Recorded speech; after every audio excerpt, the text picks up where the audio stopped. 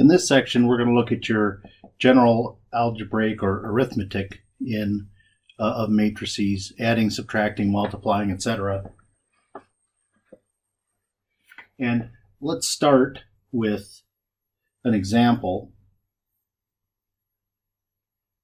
Here, I'll start with a simple matrix, 2 by 3.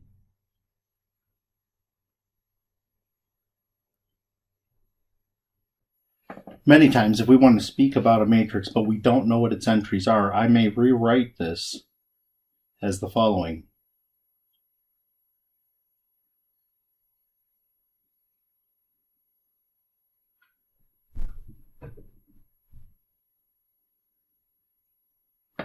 So those are how I might list the elements. The way it works is the following. The first number of these two indicates the row that we're in, and the second number indicates the column. So we use that when we speak about matrices whose entries we do not know what they are. So in case there is any doubt, for this particular case here, if I say these two things are equal to each other, then I mean that 1 equals A11, 2 equals A12, 3 equals A13, 4 equals A21, 5 equals A22, and 6 equals A23. So that's how we label them. So when you see this, A, I, J, I equals the row, and J equals the column. We're going to need to keep that in check the entire time that we're doing, especially when we do proofs and things like that, when we have to have a detailed accounting of the mechanics of these things. Some other matrices that you'll encounter is one called I. Let me write down a few of them for you to get the idea.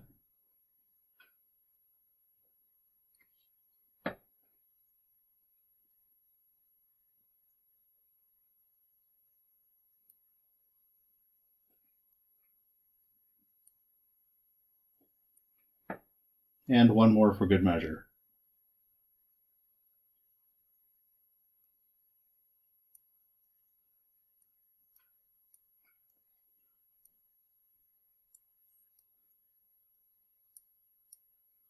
You can see that we get ones down the main diagonal for all of these. And not only that, they're square matrices. I2 is 2 by 2. I3 equals 3 by 3. I4 is, well, I don't want to say equals, is what a better thing to say, because I'm talking about their size. So I4 is 4 by 4. And another way of looking at it is I can say, if I wanted to say the I and I wanted to say the IJ item or entry in there, that equals 1 if I equals J, but equals 0 if I does not equal J. Basically, it just says that this is 1, 1, 2, 2, 3, 3. 1, 1, 2, 2, 3, 3, 4, 4.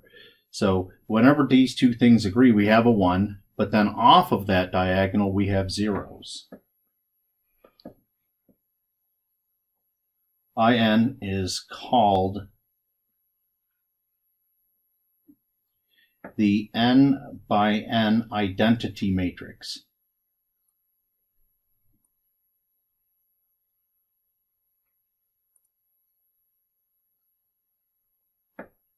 And in fact, many times you'll see me do this.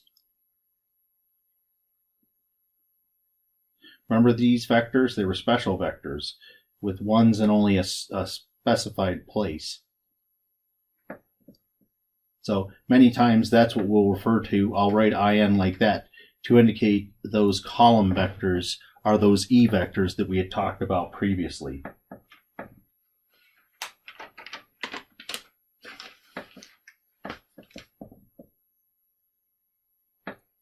All right, let's go ahead and start with some of the things we're going to do.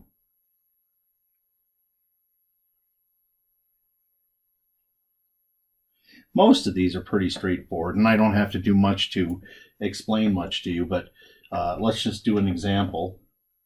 Here, let me do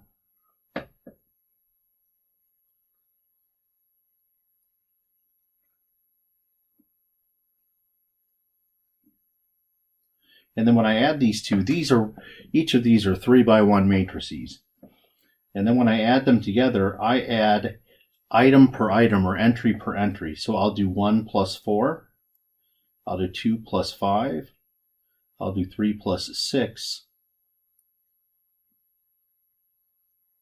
5, 7, 9.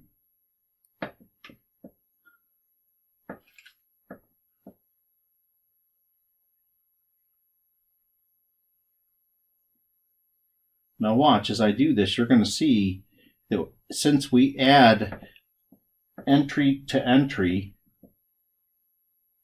they have to be exactly the same size for you to be able to add them together. So when I take a 2x3 and a 2x3 and add them together, I'm also going to get a 2x3, and I'll add the corresponding entry. So I get 1 plus 7, 2 plus 8, 3 plus 9, 4 plus 10, 5 plus 11, 6 plus 12. We get 8, 10, 12, 14, 16, 18. If I try to do something like this,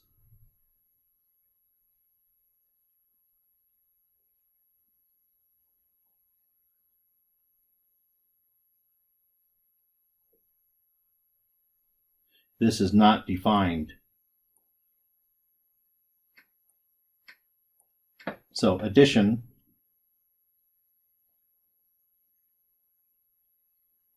is only defined for same sized matrices.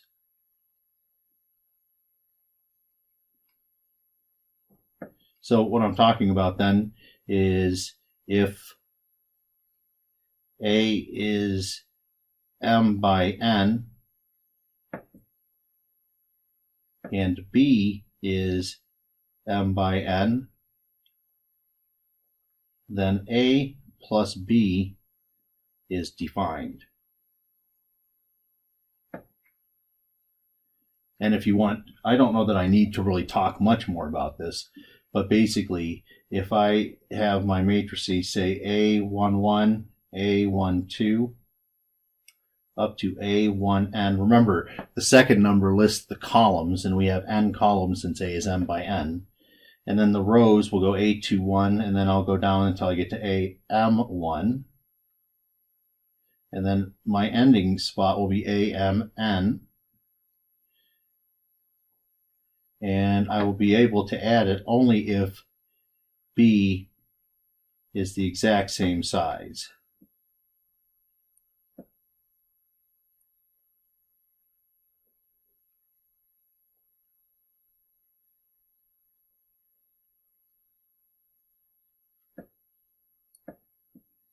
And then, of course, when you add them together, you get a matrix that is exactly that same size.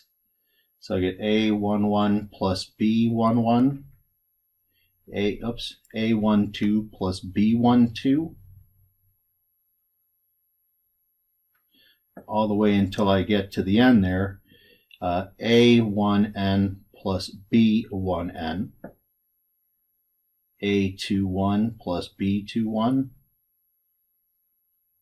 AM1 plus BM1, and then when I end up, AMN plus BMN.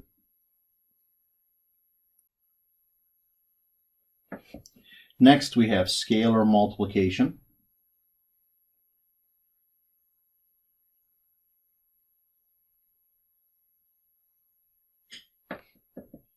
And for that, what we're going to do is define what it means for R times a matrix. So an R, let's say, let R be a real number, a scalar of some sort.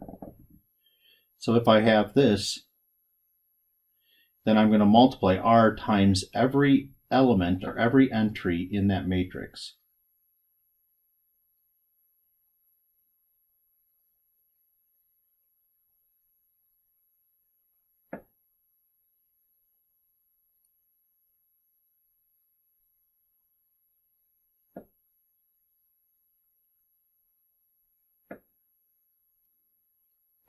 So it's fairly simple as well. So just as a quick example, this is defined for anything. If I simply do 5 times, put a dot there, 6, -1, 4, 7,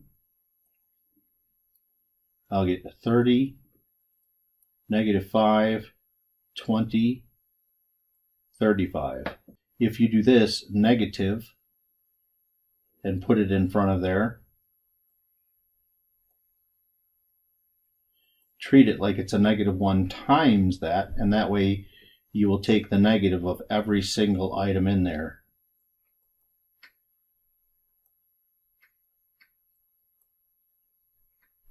So notice it doesn't change the size of the matrix at all.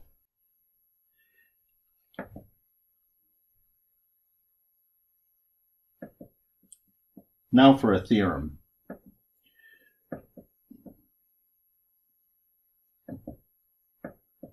Let A, B, C all be matrices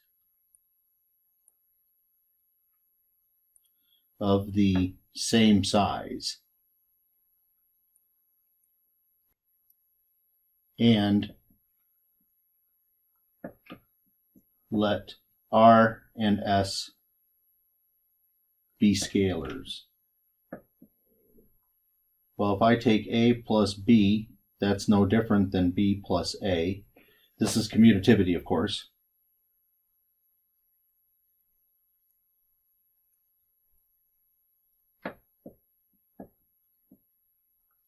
And then if we have A plus B plus C, that equals A plus B if I do that first, and then add a C, that's associativity.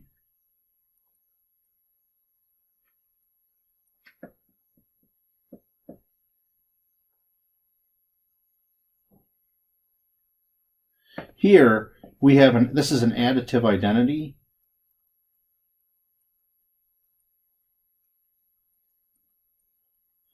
And 0 is the matrix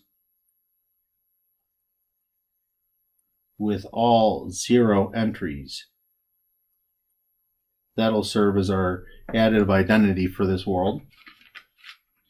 Next, if I take a scalar times the sum of matrices, then I can distribute it. So that's like distribution.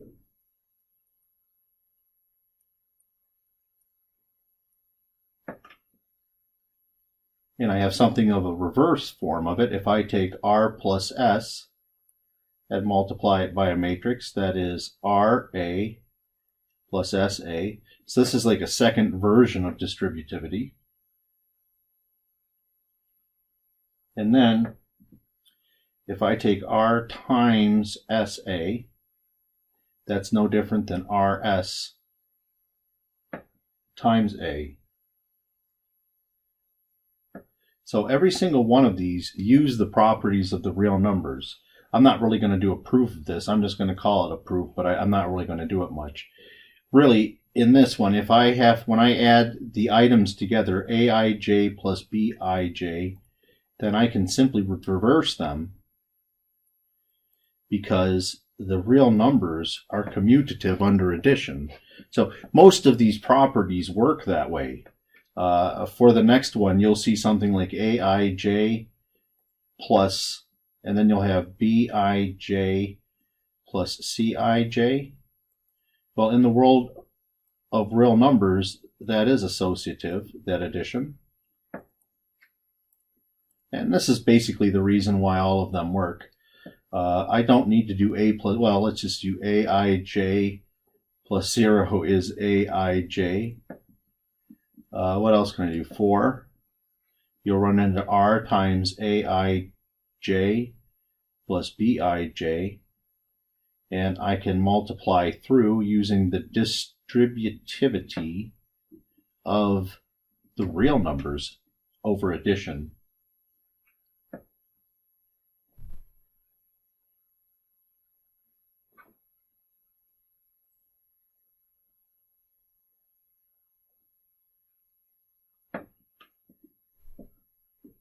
And then finally, we have this one.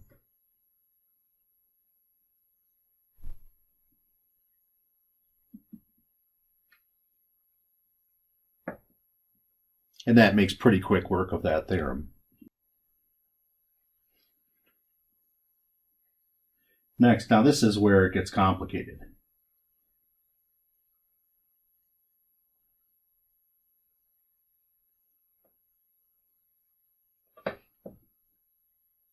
Let me probably do an example first to show you how the multiplication works. And then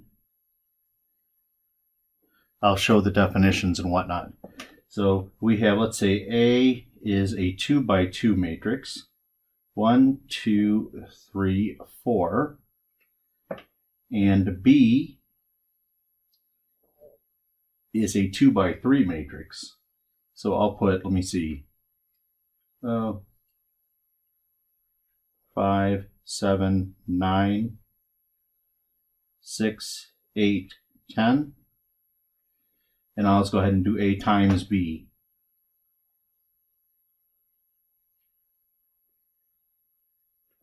And so what I'll do for my multiplication, we're going to do something a little bit different in a little bit. But for right now, I'm going to show you how we define it. So I'm going to look at it like this.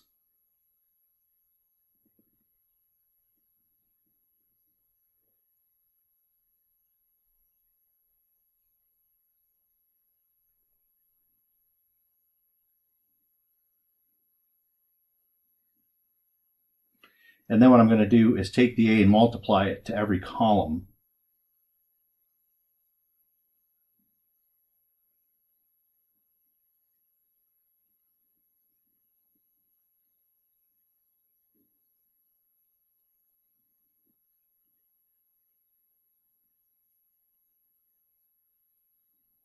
And then we'll use the rules for multiplying a matrix by a vector.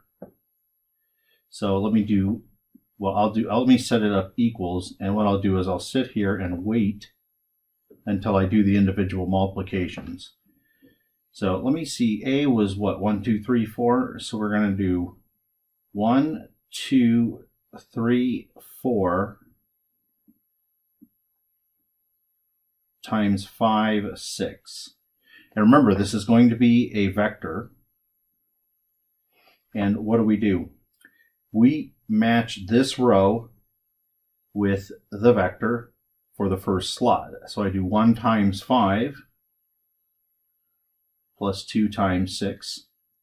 And then for the next entry in the answer, I do 3 times 5 plus 4 times 6. So, and we end up with here, 5 plus 12 is 17, and 15 plus 24 is 39. So I get a 17 and a 39. Then I move on. 1, 2, 3, 4 times 7, 8. Let me see, 1 times 7 plus 2 times 8. 3 times 7 plus 4 times 8. And what do we end up with? 23, 53. So my second column is 23, 53. And then finally, we have 1, 2, 3, 4. I believe it's times 9, 10. So a quick peek to make sure that's true. Yes. All right. So I have 1 times 9 plus 2 times 10. 3 times 9 plus 4 times 10. I get 29 and then 79.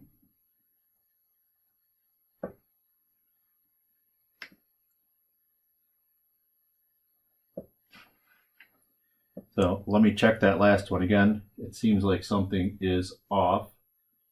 4 times 10 is 40, plus 27 is 67. Okay, so I messed that up.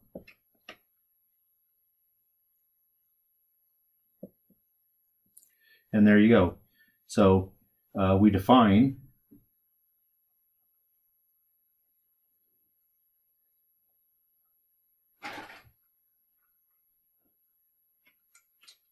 A times B, and we know what this is. When I write this, the columns of B are being imagined as vectors, and it really doesn't matter how many columns B has.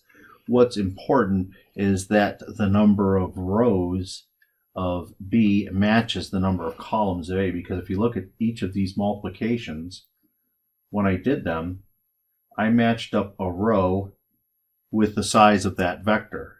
So I need the same number of columns in matrix A that we have rows in matrix B. So notice that A has to be M by N. I don't care about the M part of it. And B has to be, I don't care, as long as I have an N in the first slot, that's all that matters. So the number of columns of A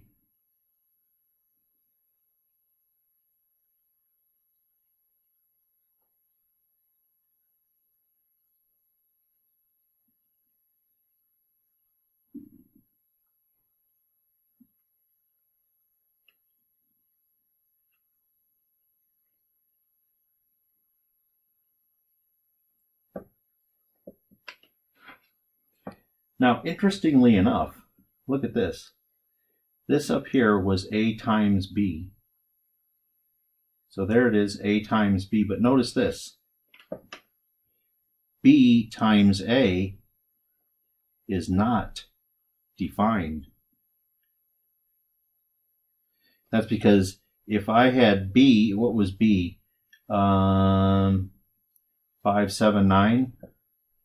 5, 7, 9, 6, 8, 10 times 1, 2, 3, 4. Well, the moment I try to multiply a matrix by one of those column vectors, you can see it's not going to work. Because here I have 3 columns, but I can't match it up with the number of rows. I can do 5 times 1, then 7 times 3, but then 9 is left hanging. It doesn't have anything to multiply it to.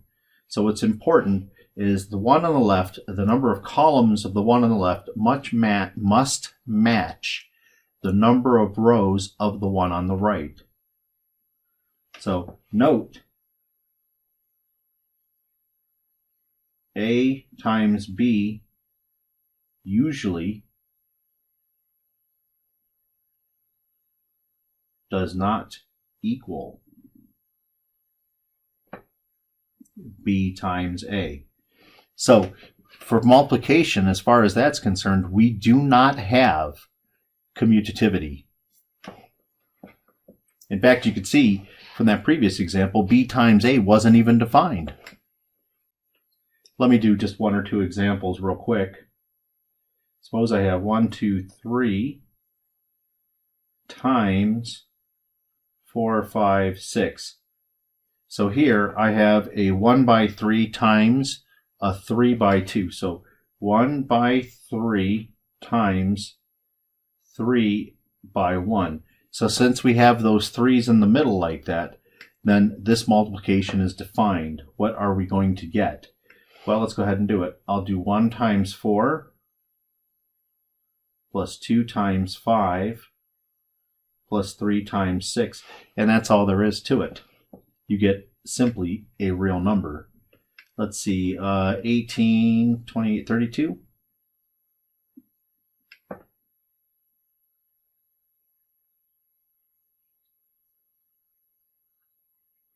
Let's try another one. Here I'm going to do negative 5, 3 times 4, 5, 6. So I have a 1 by 2.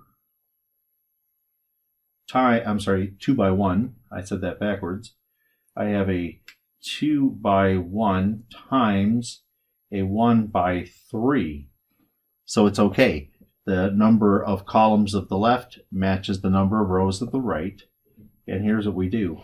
I'll start. Now, when I look at the columns, well, there's only one number along the column. So I'll take this negative 5 and match it with the 4.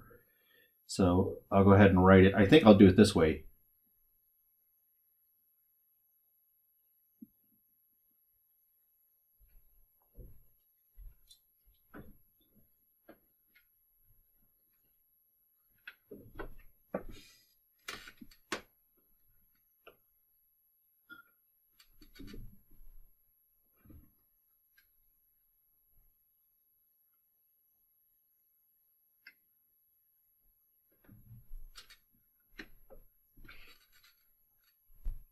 And you can see what we're going to get then is the matrix I end up with will have 2 rows that matches the number of rows of the original matrix and has 3 columns. It matches the number of columns of the other matrix. So what I'm talking about is you're going to see here I get 2 rows, 3 columns.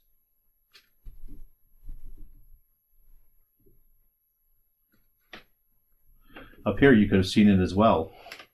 Here, we had a 1 by 3 times a 3 by 1. So when we look here at the end, at these ones, we have 1 row, 1 column, which is the same as a real number. Let me go ahead and finish these up. I'll get negative 20, 12, negative 25, 15, negative 30, 18.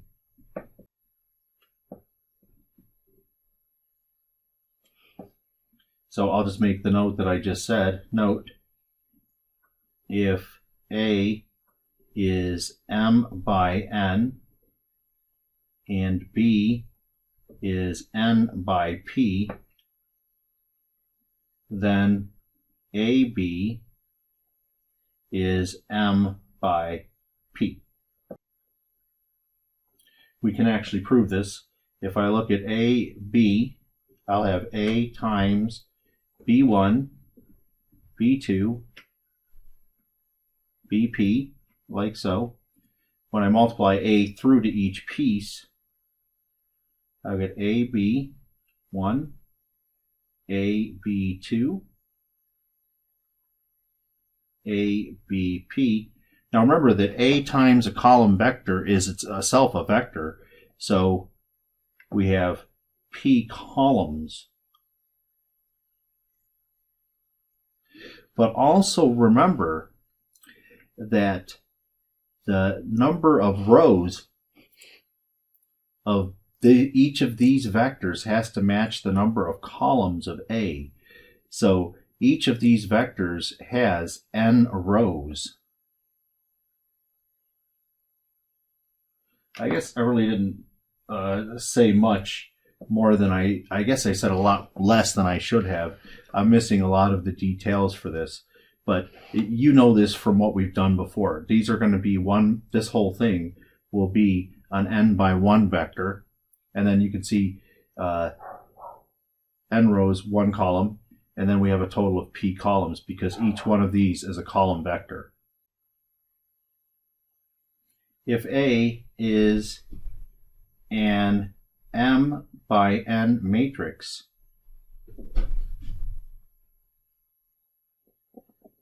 then A times IN, the identity matrix, is equal to A. So IN serves as something of a multiplicative identity. But check this out.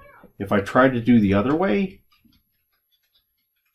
I need to have an IM on the other side, but it will still, again, equal A. So the size of it will vary if it's on the left or right, if the number of columns and rows of A are not the same. And to see this is pretty simple. Remember, if I do A times IN, that's going to be A times E1, remember, E2, dot, dot, dot, E, and then N has N columns and N rows. They're square matrices. So this is going to be A times EI, E1, A E2, A EN. And when I look at each of these, check this out.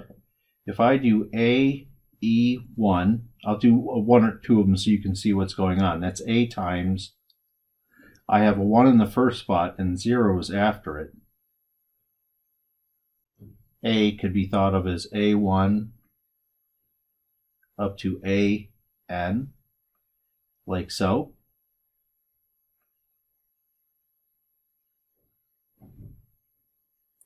And then when we do the multiplication, that equals 1 times A1 plus 0 times A2 plus dot, dot, dot, plus 0 times AN, which is just equal to A1.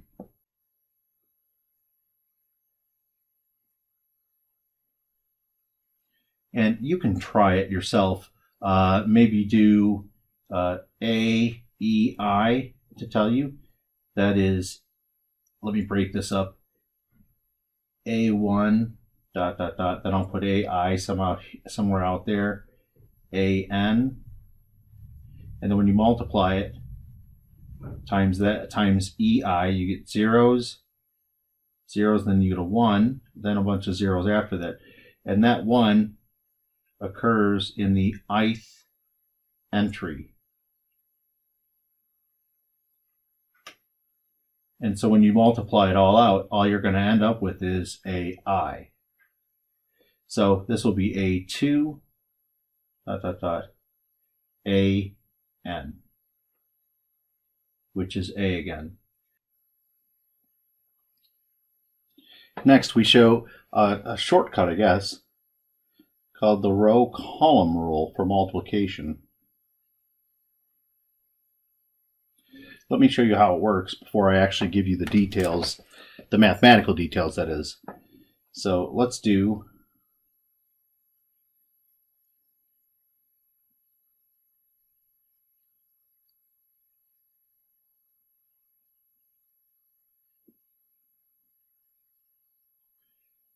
and let me show you the details on how the row-column rule works. What we do is I take, for this, I already know that I've got a 2 by 2 and then a 2 by 3. So that will end up equaling a 2 by 3 when all is said and done. So I'll have 2 rows and 3 columns. This is the way it works. I match up this first column, this first row, sorry, with the first column, and that gives me the first spot of my matrix, the first entry, if you will. So row 1, column 1. And for those of you that have had, I guess Calc 3 would be the one that you would have needed to have had, I'm taking the dot product of a horizontal vector and a vertical vector. So anyways, the way it works then is 1 times 5 plus 2 times 8. And all that adds up to be this entry here, well, what will be the 1, 1 entry in the answer. Row 1, column 1 gives me entry 1, 1. Next, I move on from row 1, column 2. And this will give me the entry in this spot here, which is the 1, 2 location. So 1, 2 matched with 6, 9. I'll do 1 times 6 plus 2 times 9. And you can see it's no different than what we were doing before. It's just we're saving ourselves a little bit of time by doing one more step each time than we did previously.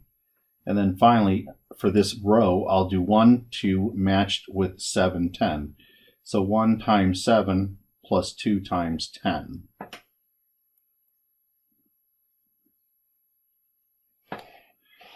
And then I'll move on to the second row of A, or the first matrix, and go and do the same thing. I'll go and take care of the first column, then the second column, and the third column, and they will fill out the spots down here. This spot right here is row 2, column 1, row 2, column 2, row 2, column 3. Row 2 times column 1, so 3 times 5 plus 4 times 8. And then I move on. 3, 4 matched up with 6, 9. 3 times 6 plus 4 times 9. And then finally, 3 times 7 plus 4 times 10.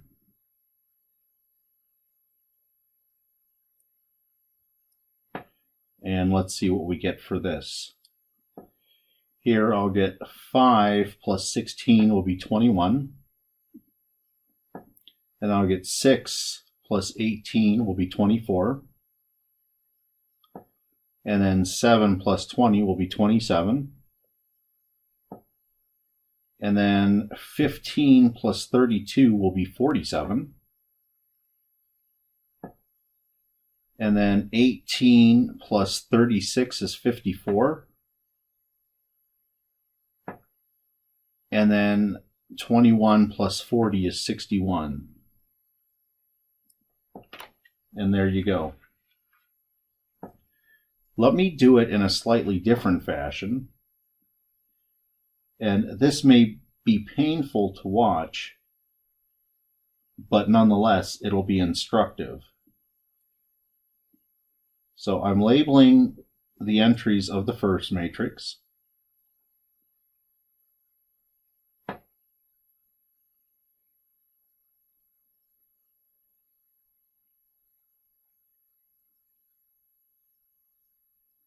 And then when I do my multiplications, as before, row 1 matched up with column 1.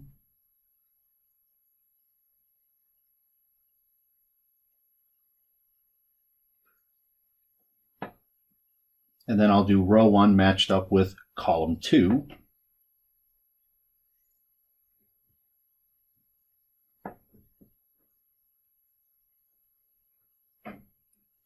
I'll run out of space here. Let me move over, I'll give myself a little extra space here. And then I'll do the row 1 with column 3. So I'll do A11, B13 plus A12, A23, B23. That's as far as I get. All right, so I'll make my font smaller as I go along for the next one. Then I start down here at row 2 and match with column 1. So I have A21, B11 plus A22, B21. Then I'll move on. Second row, second column, A21, B12 plus A22, B22. And then finally, row 2, third column, A21, B13 plus A22, B23. What's important, what I want you to notice here is the following. Notice that inside, when I do these multiplications, look, A11, look at the second one, it matches with the first one of the B. Now look over here. This second 2 matches with the first 2 for B. Notice that? So this is always saying rows of A, columns of B. So now, look at this. Actually, I guess what I'm saying here, so the way I said that was exactly wrong. This here when you're matching this up, you're doing row 1 here. See the ones, how they match up? See the 2s, how they match up? So I'm matching up row 1 of the A's, you can see them, with column 2 of the B's. But the important thing is that these inner numbers are the same. Similarly, 1 and a 1, this 2 and that 2, etc. And they're adding them all up. So when I'm doing a multiplication, say it's A11 up to A1n, AMN,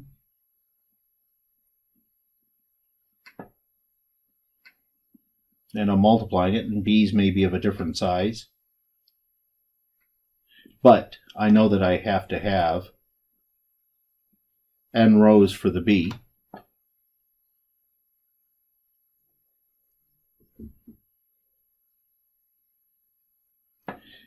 When I match them up, I'll take this string, or this horizontal vector, if you will, and match it with this vertical vector. And the first entry that I'll get up there looks like the following. So I'll get A11, B11 plus A12, B21 plus A13, B31 plus ... plus, and then when I finish it off, A1n, Bn1. And that's just the first entry. So whatever is after that, let me do this so that we can see it ends eventually. But I just wanted to show that one spot. That way, when I fix it all up and actually add it all together, we can write it this way. So I can use the letter K. K will go from 1 to n, and I can do A1K, BK1. Notice that. A11, B11, A12, B21. Notice that the one here is the same here, one here is the same there, one here is the same there, all because it's in the same spot. And then we have the middle numbers. And then it'll go on like that. But now it gets a little more complicated. Let me draw another matrix multiplication. See how big I can make it. And I just am interested in row I. So I'll have A, and it'll go like this: I1, AI2, AIN. So this will be the ith row. Okay, then over here, we're going to pick the jth column. And there, that'll be B. Now remember, the first one, we have a 1 in the first spot, but the column is the second. So then B2J until we get to BNJ, like so. So there's a lot of things missing from these matrices. I'm just illustrating one row times one column to show you how it works out. So that means that the spot I'm going to get will be IJ, because it'll be in row I, column J. So when you get your answer and you do this, you're going to have row I will be here, and you'll have column J will go down along here. And in the spot where they meet,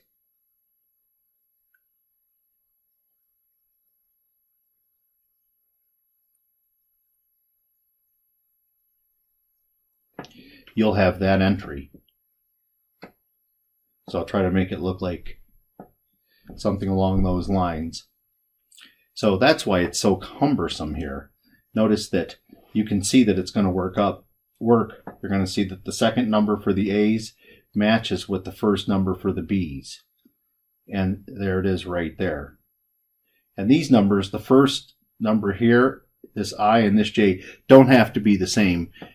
In the last example I was doing, since it was in the spot where it's at, that was just a coincidence.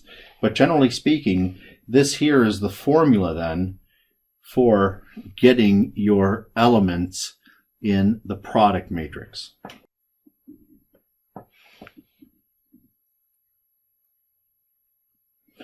Of course, we have a theorem. So let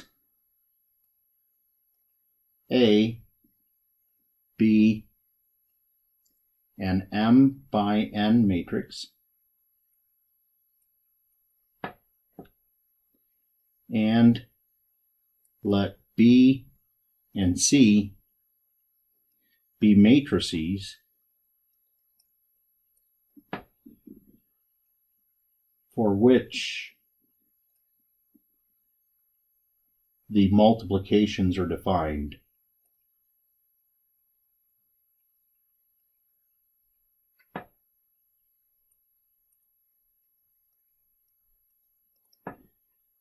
So with that in mind, I guess I'll leave it out here and I'll shift it back after this. Here, the first one, if I take A times B and then multiply it to C, I can do A times BC, where I multiply the BC first. This, of course, is like an associativity. This is associativity. So some of the properties for multiplication we have, just not all of them. If I try to do A times B plus C, that'll be AB plus AC.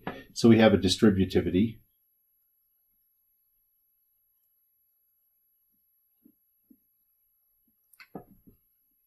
And then, of course, I've got a reverse distributivity. So if I have A plus B times C, that'll be AC plus BC. So same thing, just on the other side.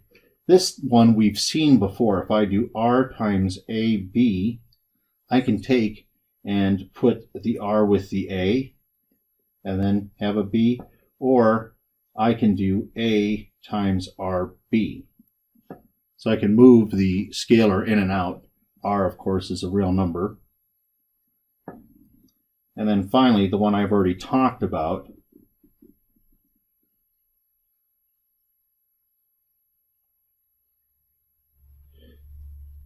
so I sub whatever is something, it is a multiplicative identity. Now, most of these are very simple in terms of proving them. But I thought that I might, the first one is a little bit odd, so I think I might go over that one. So the other ones, though, I've already talked about 5, so I'm not going to bother with that one. We did something like 4 before, so I'm not going to bother with that one. And then these, you can go ahead and probably best to do where A is a matrix and then use our definition, and B plus C be vectors, and then when you add them together, you can apply the definition, not the row column rule that I just did, but the definition, and you should be able to prove all the other ones, except let's take a look at the first one. So if I do AB times C, the first thing that I'm going to do is rewrite C in terms of its columns. So I don't know how many it's going to have. I guess we'll call it Q. It really is unimportant in that means, because it doesn't matter how many columns that C actually has. What's more important is the number of rows that C has must match the number of rows of AB. So of AB times C1, AB times CQ. Now let's take a look at each one of these for each I. So I want to take a look at AB times CI. Well, if you'll remember, it's probably not a bad idea to rewrite this as AB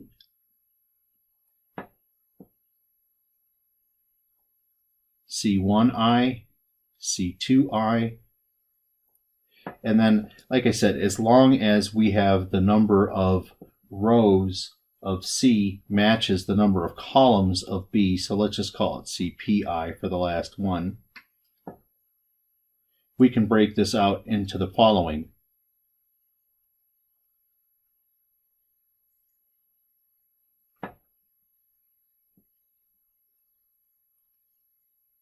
This is by the definition.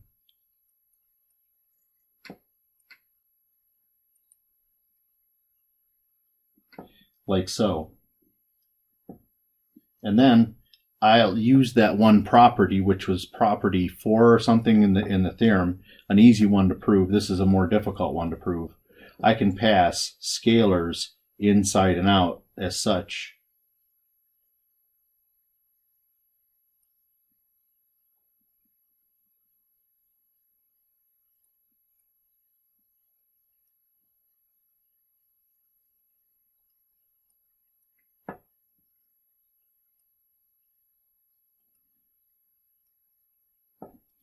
And noting that those are all a bunch of vectors, each C ni times B is a vector. I can factor the A out.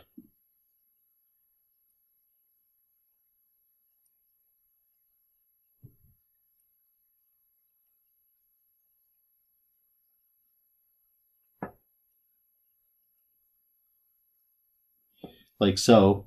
And then I can put this back like so. That's by the definition of matrix multiplication. And that is for each I. Thus, now let me have it back here. This guy right here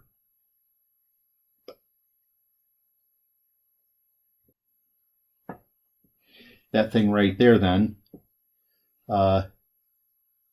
was equal to, I was able to pull each of those. I got A times BC1, A times BC2, dot, dot, dot, A times BC, what do we have, P of them? And then by the definition, I can break this up. The definition of matrix multiplication, I can bring the A out and have A times this matrix.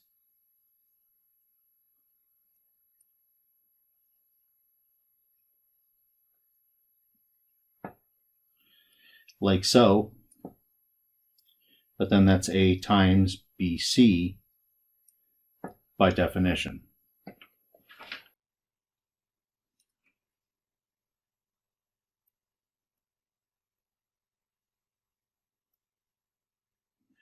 If we talk about multiplication, we might as well talk about the powers of a matrix. So if I write A raised to the kth power, that is A times itself, k times. I want you to notice something though. Think about this. Let's say A is m by n. A times A, we have an m by n times an m by n. Well, the only way for this to work is if this n is equal to this m. So this forces the m and n to equal each other.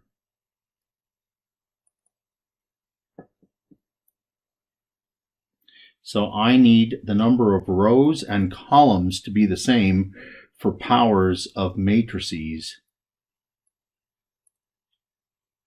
to be defined.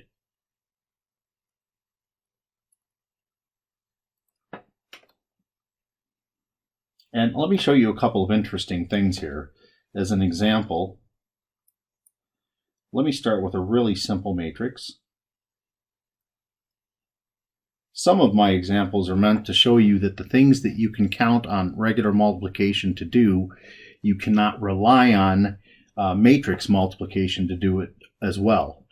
So watch when I do A squared, that's A times A, so I'll have 0, 1, 0, 0 times 0, 1, 0, 0. And let me go ahead and do my multiplication. So this will end up being a 2 by 2 matrix. And I'll use my row column rule. So I'll match first row with the first column. And I'll get 0 times 0 plus 1 times 0. And then row 1, column 2. Row 1, 0, 1 times 1, 0 will be 0 times 1 plus 1 times 0. And then row 2 times column 1, 0. And the same thing here. So this is interesting. A squared is equal to the 0 matrix, but A does not equal to the 0 matrix. So this is unusual. You can have a non-zero item times itself and zero out.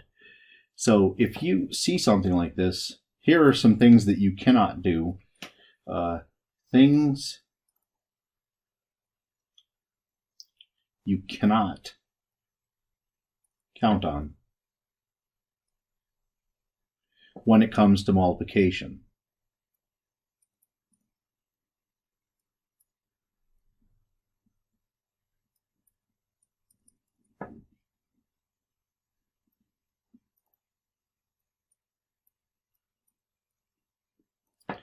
So for example, if I have something like this, if I have A, B, and that equals AC, it's not necessarily true that B equals C. Now, while in fact, all I need is the number of rows of B to equal the number of columns of A, and all I need is for these to be defined. And you can have something like this happen where these two matrices are not the same. So you can't cancel like you normally would. We just saw up here, you could have A squared equals 0, but A is not equal to 0. So you do not necessarily have commutativity. You can't necessarily count on dividing by or taking the square root and getting 0 or anything like that. So there's a few things that we lose here. AB almost certainly is not the same as BA. In fact, B times A may not even be defined. So these are things you cannot count on. That's what makes this annoying. Next, we have the transpose. What does that do? AT reverses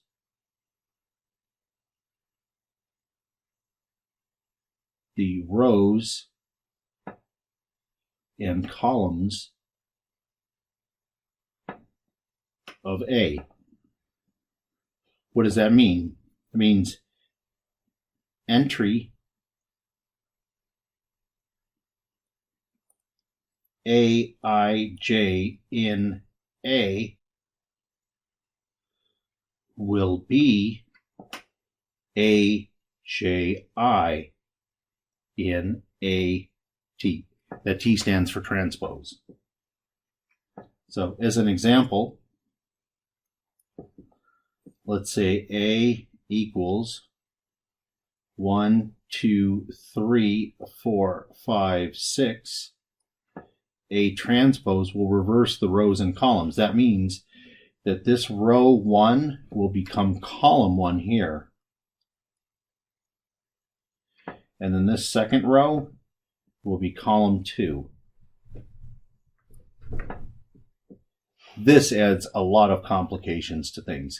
As you can see, the original matrix is 2 by 3, but the transposed matrix is 3 by 2. As I said, reverses rows and columns. Let's do a theorem.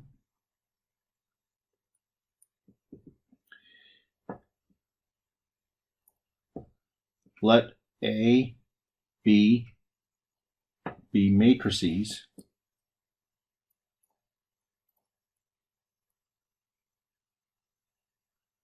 whose sizes are compatible as needed. Because I'm going to have some of these things are going to involve multiplication and things of that nature. Let's start with the first one. If I take and transpose a matrix and then transpose it again, you're back to the original matrix. I'm not even going to bother proving that one. That is so simple. Second one, if I have the sum of two matrices and I take the transpose, then I get A transpose plus B transpose.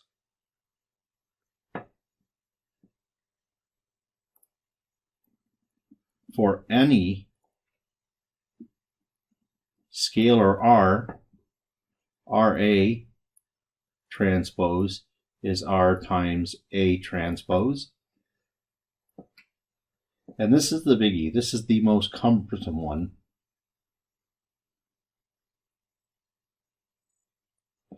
So it almost looks like commutativity, but it's not quite. So notice the usual thing that is said is that the product, the transpose of the product, is the product of the transposes in reverse order. Notice that the B and the A are changed. The order is changed when you do these. I'm not going to bother proving that one. 2 and 3 are very simple. The book has exercises. Every book has exercises on it, so it doesn't even matter what book we're using for that. However, this one is cumbersome, so I think I'm going to do that one. Let me stop it there. So I'm going to do proof of the hard part. So what I'm going to do first of all is look at what I have. If I take a look at a general matrix and I want the ij term, do you remember it was looking like this? That was the one. It went from k equals 1 to n, and it said aik bk j. That's the item that is in location with row I, column j.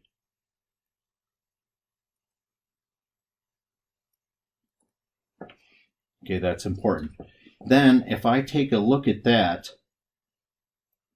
and I look at the transpose, and I look at the ij spot for this one, remember I swapped the i's and the j's. So for this, I'll get k equals 1 to n still, but I'll have a j k b k I. So I swapped the j and the I is essentially what I did. And now that's because where it came from was the j-ith position in the original matrix. So that is what the ijth item looks like there. I'm going to compare it with the same item for the other matrix. All right, so let's get some terminology here so I can get ready to prove this stuff. We have B11 and B12. I don't know how many columns B has. Let's just say B1P. Now remember, A is always m by n, so B had to have had n rows, and this will end up at B and P. And then A, I'm getting excited, so I've got to erase the transpose. We'll do A11. A has m rows, so we'll have M1, A1N, AMN.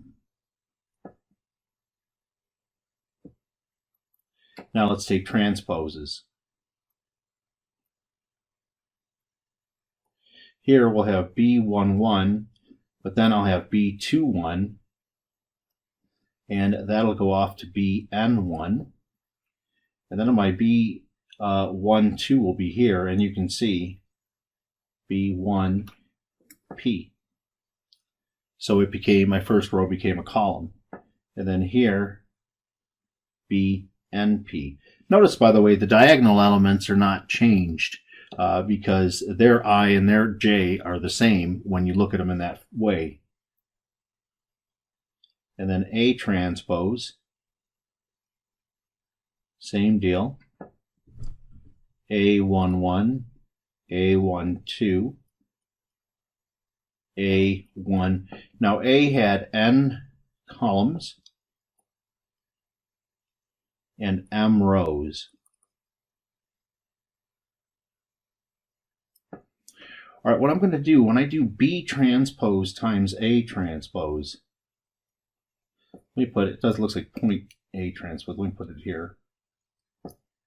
What I want to do is take a look. Remember, I want to take a look at row I and column J. So let's take a look at what we have here then. So I'm going to make giant matrices. So we had B11, B12. So it's the second item that is changing. And I want to look at B1I and all the way down to B1P. And then we had B21, B22, B2I, B2P,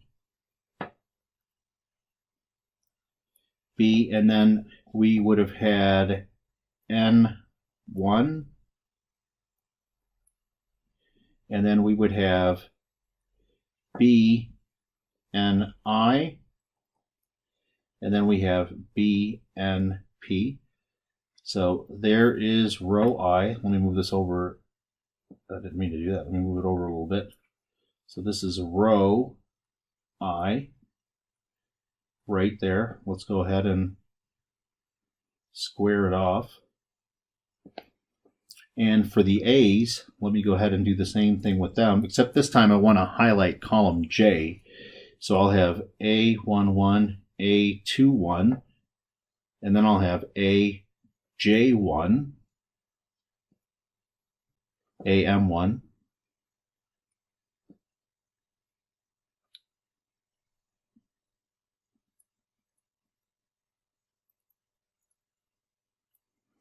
and then A had, so we have 1, N,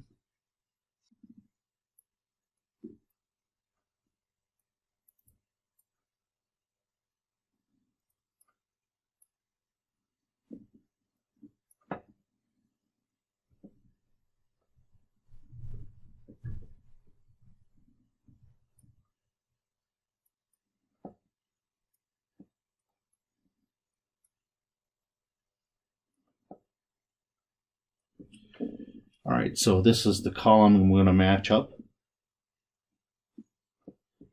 So then when I take a look at B transpose, A transpose, and I look at the ijth item there, I'm going to match up this column with this row. So here I have B1I times AJ1 plus B2I times AJ2 plus ...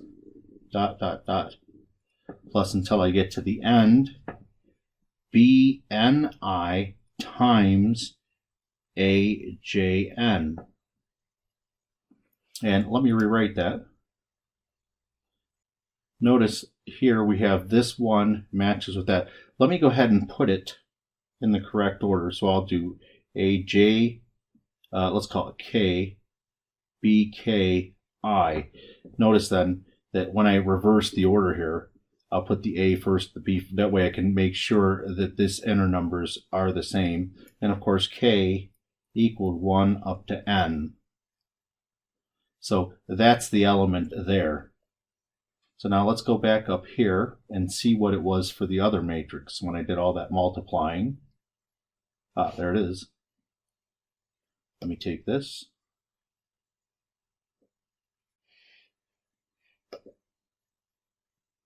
And let's take a look at them. You can see that the two of them are identical. So that means that we have proven that fourth part. That is, when I take that equals B transpose A transpose.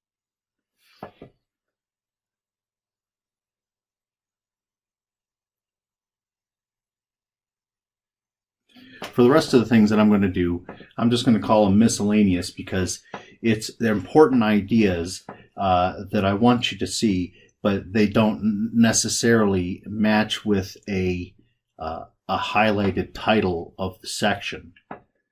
So let's go ahead and do a couple of things. Suppose here it's more of it's for practice to see if you know what you're doing.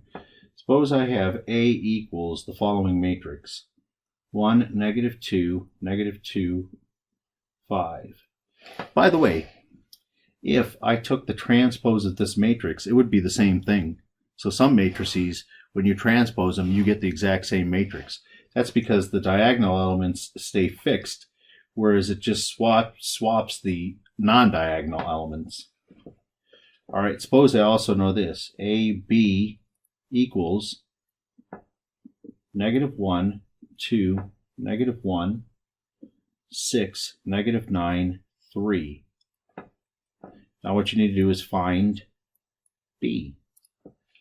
Now, unfortunately, you can't divide by B or anything like that. We will have notion of inverses, but they'll have to wait. So let's take a look. We have A is a 2 by 2 matrix. The result is a 2 by 3 matrix. So what did B have to be? Well, A was 2 by 2. B would have had to have been 2 by 3, because when you match these, you need the number of columns of the first to match the number of rows of the second. But the size of the resulting matrix are the outer numbers, this 2 out here and this 3 out here. So I know it's going to be, B is going to be a 2 by 3 in order for this to work.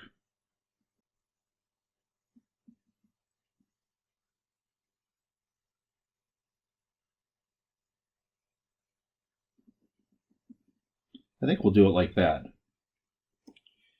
And so this is AB1, AB2, AB3, and we'll solve each of these ones separately. So we'll start with AB1.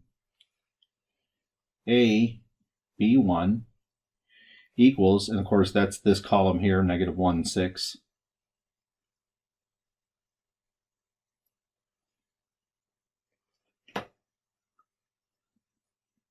And this is no different than taking this. A was 1, -2, -2, 5, like so. And then we would have had a B vector, like so, equals -1, 6. I'm just trying to figure out what the B's are. So I can write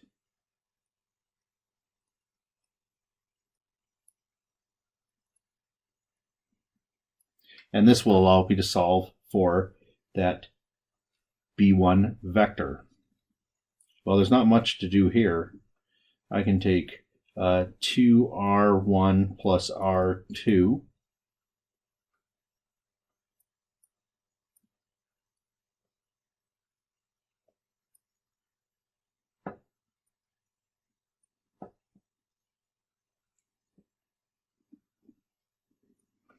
And then I can do 2R2 plus R1.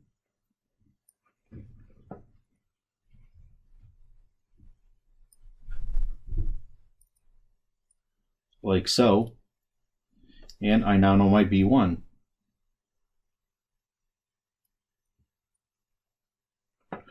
Like so.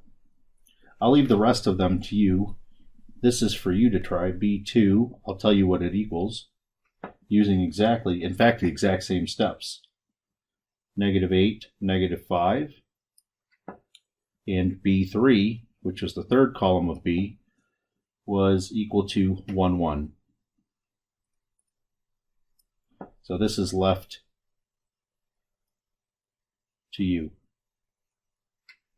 Really easy to do, just follow with the steps that I did identically.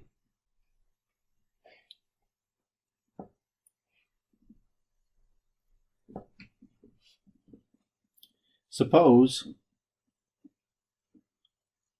the last column of AB is the 0 vector, but the last column of B is not all zeros.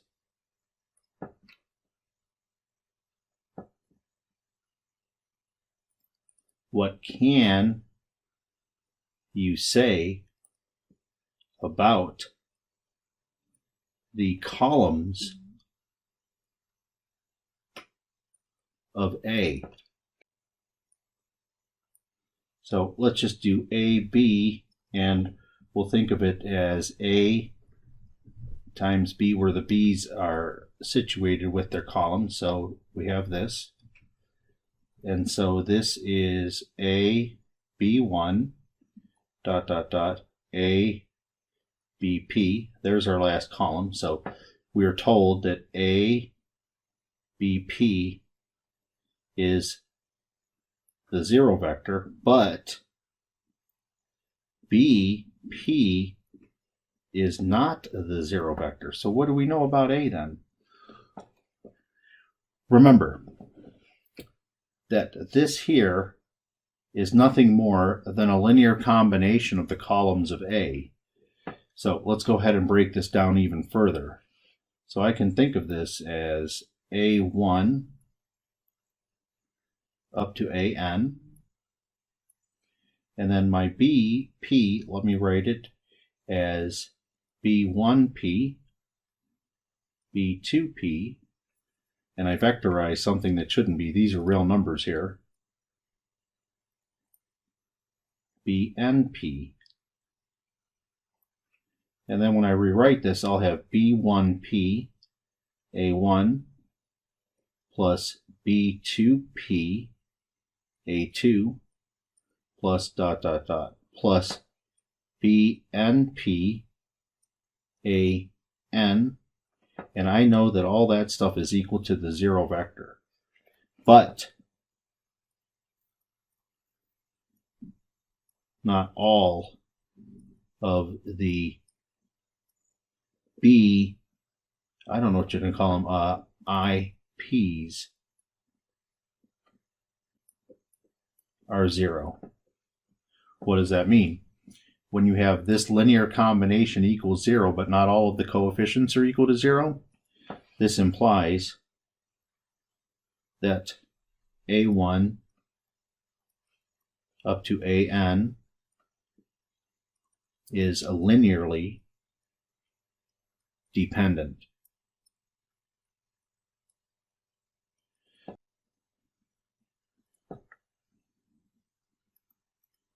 Another example, show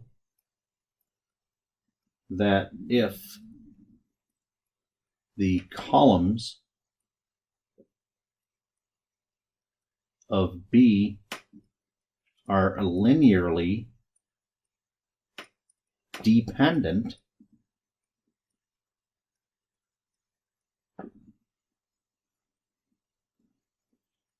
then so are the columns of AB. So when they say show, that means prove this.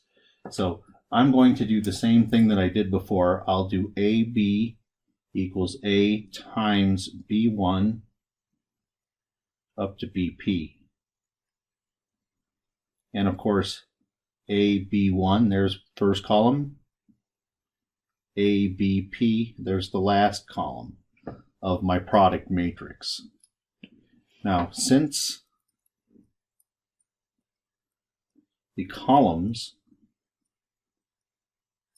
of B are linearly dependent,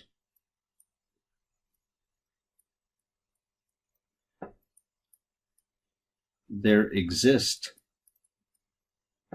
C1 up to CP, all real numbers, comma, not all zero, such that C1 B1 plus C2 B2 plus dot dot dot plus CP BP is the zero vector. This is what we're given. I'll put given here. Okay. Now let's take a look at these columns. What if I take the same numbers? Well, look, A times C1 B1 plus dot dot dot plus CP BP equals A times the zero vector. Well, that's the zero vector still. But on the left, I can distribute.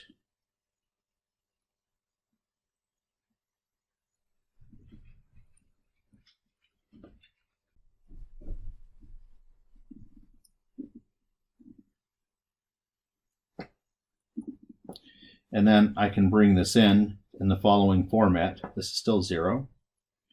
I can factor the scalars out front.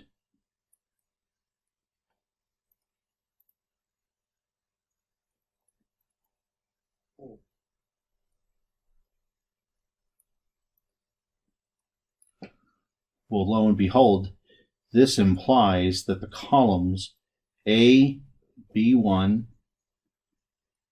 up to A, BP are linearly dependent.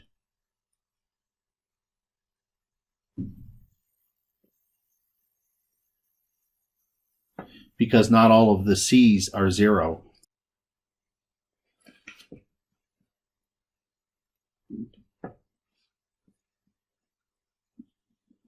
Suppose C times A is the identity matrix, or the n by n identity matrix. Show that the equation AX equals 0 has only the trivial solution. Proof. CA equals IN, which of course equals E1 up to EN. Remember those vectors. Suppose AX equals the 0 vector. Let me break this down a little bit. This is A1 up to AN times X1 up to XN, and that is the 0 vector. Let me use our original matrix times a vector multiplication rule to get X1 A1 plus dot dot dot plus XN AN equals the 0 vector. Now multiply both sides by C.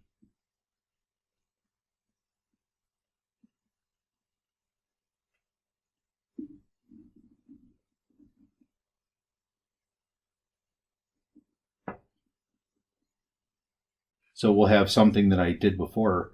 I'll have X1 C A1 plus dot dot dot plus XN C AN equals 0.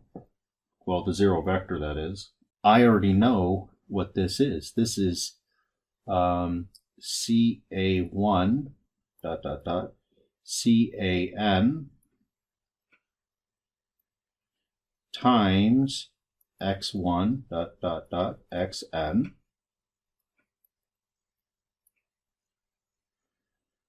but that on the left is CA, and that is INX equals 0, but INX is the same as X. And that finishes it off, because what did I do? I said here, suppose that AX was equal to 0, and I showed that X was equal to 0. So that implies that AX equals 0 has only the trivial solution. Now, from the last video, AX equals 0 has only the trivial solution when m, the number of rows, is greater than or equal to the number of columns.